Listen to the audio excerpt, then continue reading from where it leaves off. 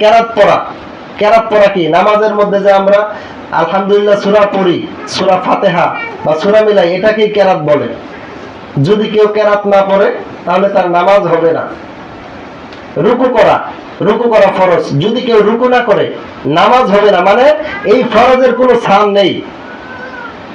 যদি কেউ সেজদা না করে, দুইটা সেজদা, এক রাকাতে দুইটা সেজদা, 4 রাকাত বিশিষ্ট নামাজে কয়টা সেজদা? 8টা।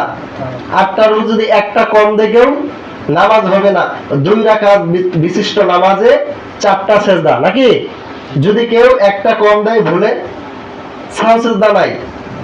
এই যে বিষয়গুলো বলতেছি, এগুলো সাহু সেজদায় কাজ হবে না, আপনাকে নতুন করে নামাজ পড়তে হবে। কথা কি বুঝতেছেন? সাহু সেজদায় কাজ হবে না। ফরজের কোনো ছাড় নেই। আপনি সূরার মধ্যে ভুল করছেন, নামাজে সূরা কেরাত ভুল করছেন, আপনাকে নিয়ত ছেড়ে দিয়ে নতুন করে নিয়ত করে নামাজ পড়া উত্তম। সূরা কেরাত অনেক জায়গায় দেখবেন সূরায় ভুল করে, কেরাতে ভুল করার পরে সাহু সেজদা দেয়, নামাজ হয় নাই।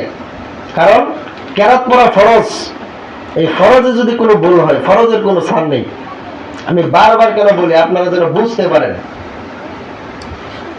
আখিরি বৈঠক, আচ্ছা আমি এটা ক্লিয়ার করতেছি, সামনের দিকে আসতেছে। আপনারা আসেন কয়টা বাজে দেখেন, আসেই না লোকজন সহজে। এমন একটা আলোচনা, আসলে 1 ঘন্টা যদি আপনারা বয়ানটা শুনতেন তাহলে আপনারা বুঝতে পারতেন।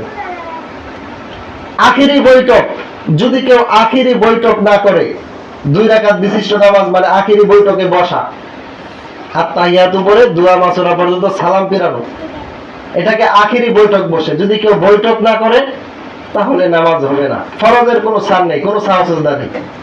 এখন